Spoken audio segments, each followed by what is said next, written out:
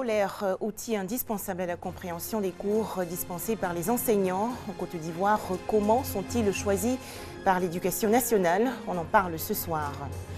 Commune de Marcory, l'Institut national de la jeunesse et des sports se dote de clubs de mérite international. Enfin, en France, une nouvelle attaque après celle contre des militaires au musée du Louvre. Un homme a été abattu aujourd'hui par les forces de sécurité à Paris-Orly. L'assaillant tentait de voler une arme. Madame, Monsieur, bonsoir et merci de nous suivre. À l'heure d'Internet, le manuel scolaire reste malgré tout un outil très utilisé par les enseignants. Français, mathématiques, histoire, géographie, etc. Des matières enseignées dans le système éducatif ivoirien, notamment dans l'enseignement primaire et dans le secondaire. Mais comment les manuels scolaires relatifs à ces disciplines sont-ils choisis par le ministère de l'Éducation nationale? Comment sont-ils adaptés à la politique éducative du pays? Reportage. Je suis mère de famille, je constate qu'on change trop les livres scolaires, donc on doit revoir ça. Ça ne nous arrange pas, c'est dur pour nous. Si on est toujours obligé de payer vraiment, c'est dur, c'est difficile pour nous. Ce mécontentement apparaît fréquemment chez les parents d'élèves. Mais il n'en est rien selon le ministère de l'Éducation nationale. Les manuels scolaires sont plutôt changés tous les 5 ans, cela relativement à l'évolution des méthodes pédagogiques. Nous n'avons pas changé les livres. Le programme a changé, mais on n'a fait qu'adapter les manuels de CPS, CP2 au programme en vigueur actuel. Donc c'est maintenant seulement que nous avons changé. Comment alors le ministère de l'Éducation nationale choisit-il les livres qui sont étudiés dans l'enseignement primaire et dans le secondaire? Une commission nationale composée du ministre de l'Éducation, de l'inspecteur général de l'Éducation nationale et du directeur de la pédagogie se réunit annuellement à partir du 15 mai pour faire le choix des ouvrages scolaires. Plusieurs critères sont à considérer. La Côte d'Ivoire a une politique éducative. Donc, si un document ne respecte pas le programme, déjà ce document est éliminé. Et vous avez aussi des critères tels que les stéréotypes. Vous allez remarquer que dans les anciens livres, les petites filles étaient amenées à laver les assiettes, les petites filles étaient à la cuisine. On montrait toujours des femmes à la cuisine. Et le petit garçon passait le temps à jouer au ballon, ainsi de suite. Et cela n'est pas bon, parce que ça amène dans l'esprit de la femme, ça nous amène à dire que la femme est faite pour le foyer. Vous ne verrez pas cela dans nos livres aujourd'hui. À noter également que parmi les manuels scolaires, on distingue le livre du maître ou du professeur, qui est souvent associé au livre de l'élève. Le document du maître et celui de l'élève vont ensemble. Mais néanmoins, le maître a le livre de l'élève.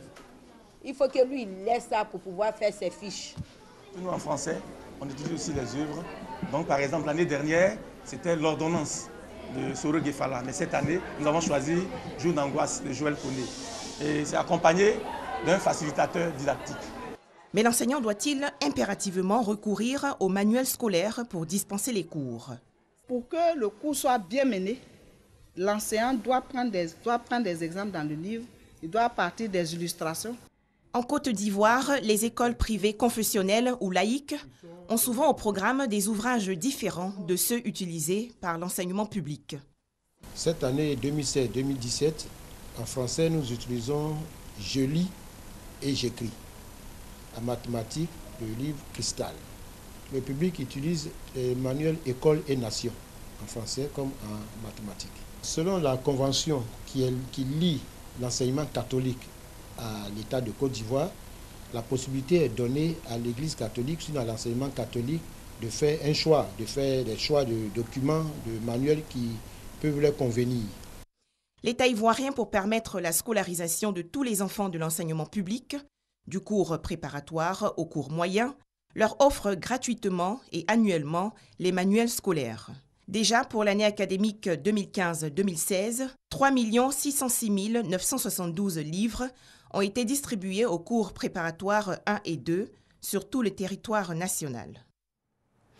Un tout autre sujet à présent, l'Institut national de la jeunesse et des sports est un établissement d'enseignement supérieur public qui prépare au métier du sport. L'INJS s'est doté récemment d'un club de mérite international de la jeunesse. Il s'agit d'inculquer, entre autres, des notions d'altruisme aux adhérents. Les explications de David Soyo et Franck Quadio.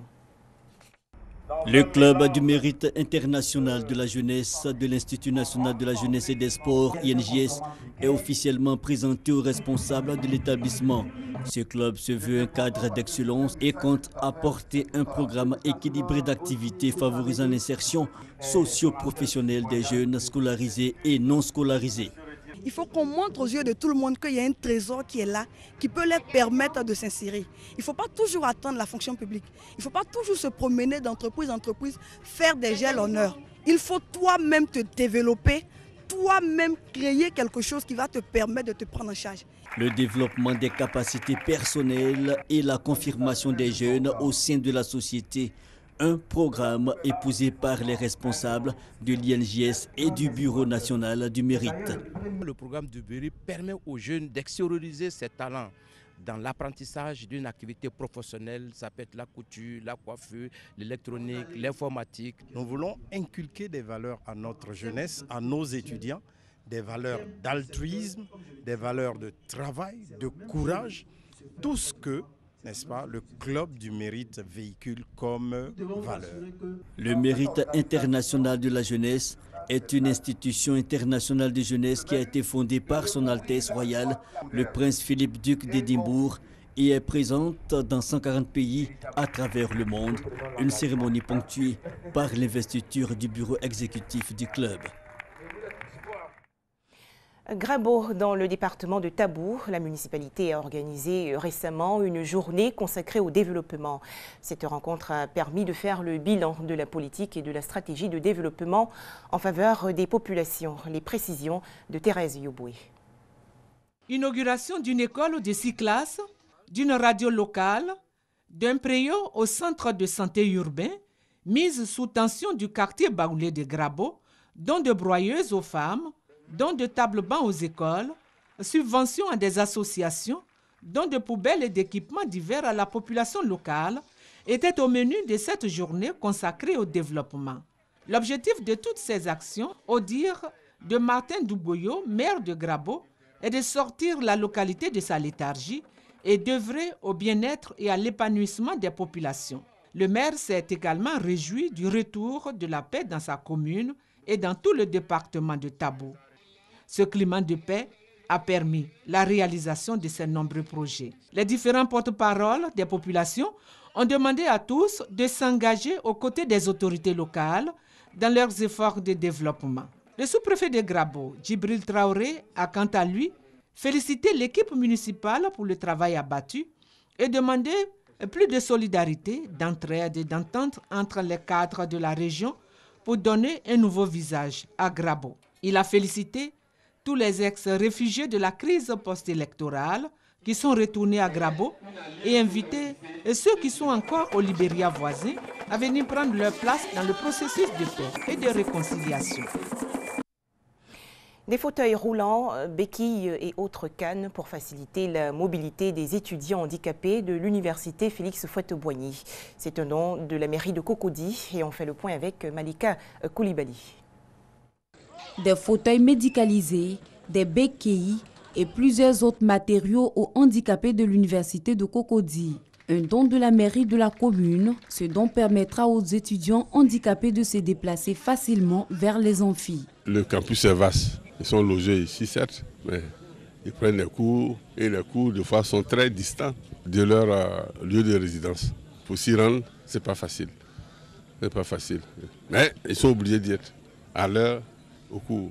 C'est pourquoi c'est petit matériel pour aider certains pour l'instant et puis d'autres après. Ouanka Mathias a promis faire davantage pour le bien-être des handicapés de sa commune. Ce qui réjouit le groupement pour l'insertion des étudiants handicapés physiques de Côte d'Ivoire qui a profité de l'occasion pour faire quelques doléances. Nous sommes heureux, nous sommes très contents. Il y a longtemps on a attendu ce moment et je pense que M. le maire a attendu notre cri de cœur et nous lui serons reconnaissants. La difficulté que nous éprouvons d'abord sur l'espace universitaire, c'est le problème de déplacement. Il faut dire que depuis le départ nouveau, depuis la réouverture des universités, les taxis ne sont pas autorisés à rentrer au campus et cela cause vraiment un problème de mobilité aux étudiants handicapés. Ce sont au total près de 340 millions de francs CFA en matériel pour handicapés que le maire de la commune de Cocody a offert à plusieurs autres associations d'handicapés de la commune. Direction à présent Mankono, dans la région du Béret. 8 coopératives ont reçu récemment du matériel agricole neuf. C'est un don de l'organisation non gouvernementale groupe Ma Famille pour booster les différentes productions de la région. Koné Pargassoro. Des brouettes, des arrosoirs, des machettes, des sacs de semences, mais également des chaises et des bâches. Ce sont entre autres dons de l'ONG Groupe Ma Famille aux paysans des coopératives des sous-préfectures de Kongasso, de Kounaïri, de Tienoué, de Bondougou, de Sarala, de Dianra et des 3 quartiers de Mankono. Ce don, selon les responsables de l'ONG Groupe Ma Famille, vise à soutenir et à encourager les paysans de ces différentes coopératives à travailler davantage pour la réussite de leurs champs, mais aussi à contribuer à leur autonomisation. Notre mission, c'est d'aider nos sœurs dans le secteur vivrier, les amener à être autonomes. Aujourd'hui, il faut être autonome dans tout le compartiment. Il ne faut pas attendre le frère qui est en Europe ou bien la sœur qui est quelque part à la Riviera. Le parrain de cette cérémonie, l'honorable Issaka Fofana, député de Sifi Orofla et Kamalou, a exhorté les bénéficiaires à en faire bon usage. Heureux, les bénéficiaires n'ont pas manqué de traduire leur reconnaissance aux donateurs. L'ONG Ma Famille a voulu penser à nous. Vraiment, nous sommes très contents. Voilà. Si c'est le côté travail, vraiment ne vous inquiétez pas. Nous sommes toujours prêts. Cette cérémonie de remise de matériel agricole aux paysans des coopératives du département de Mankono a bénéficié du soutien de la mutuelle de développement de Mankono, du corps préfectoral, des guides religieux, des élus et cadres de la région. Créée en décembre 2015, l'ONG Groupe Ma Famille entend les jours à venir organiser des campagnes de sensibilisation sur l'importance de la scolarisation de la jeune fille et sur la lutte contre la pauvreté et du travail des enfants. Revenons, si vous le voulez bien, sur la Journée internationale des droits des consommateurs 2017. Cet événement a été célébré le 15 mars dernier. L'occasion pour la Fédération ivoirienne des consommateurs Le Réveil de tirer la sonnette d'alarme sur les besoins et préoccupations du consommateur face aux défis technologiques actuels. Les explications de Franck Quadio. La protection du consommateur à travers un texte de loi, cela a été fait depuis juin 2016 avec l'adoption du Code du consommateur. Le gouvernement doit encore communiquer sur ce code-là, permettre aux consommateurs que nous sommes de savoir qu'il y a un code qui existe et que ce code-là protège entièrement les consommateurs que nous sommes. La réflexion se poursuit cependant. La Fédération ivoirienne des consommateurs Le Réveil, à la faveur de la Journée mondiale des consommateurs, explore la question de l'accès au transport, mais surtout le droit des consommateurs face au numérique. Un panel est initié. C'est un atout puisque ça facilite le déplacement, surtout que la Poste se propose aujourd'hui. Donc il va nous faire épargner de déplacements, on gagne en temps et puis on gagne en argent. Les droits du consommateur à l'ère du numérique, le thème retenu d'ailleurs à l'international cette année, des échanges fructueux autour de plusieurs préoccupations du moment. Notre souci, c'est d'arriver à mettre en place des services qui puissent effectivement vous faciliter la vie. Ce qu'il faut, de la même façon qu'on a des opérateurs de téléphonie, de télécommunications, d'Internet, la Poste veut se positionner et va se positionner comme l'opérateur des services aux citoyens. Une initiative à poursuivre, mais il s'agit surtout pour la Fédération ivoirienne des consommateurs Le Réveil, éduquer le consommateur à connaître ses droits afin de mieux accomplir sûrement ses devoirs. En image, ce drame survenu à Divo, dans le centre-ouest du pays. Un incendie a complètement ravagé le grand marché. Plusieurs magasins et marchandises partis en fumée. Les causes de cette catastrophe sont encore méconnues. La France, encore sous le choc. Un homme âgé de 39 ans a été abattu aujourd'hui par les forces de sécurité à l'aéroport de Paris-Orly. L'assaillant tentait de dérober une arme à un militaire. Les 2 terminaux de l'aéroport ont été fermés et tous les passagers évacués. Le frère et le père de l'agresseur ont été placés en garde à vue. Enfin, des pluies torrentielles font rage depuis le début de l'année 2017 au Pérou, provoquant des inondations mortelles.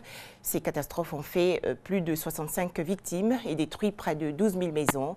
L'état d'urgence a été déclaré dans 11 régions du pays. Voilà, merci de nous avoir suivis. On se retrouve avec beaucoup de plaisir demain, dimanche.